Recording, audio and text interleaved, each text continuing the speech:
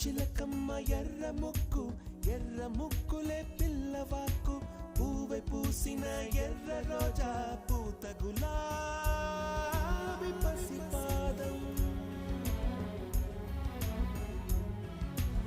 ఎర్రాని రూపం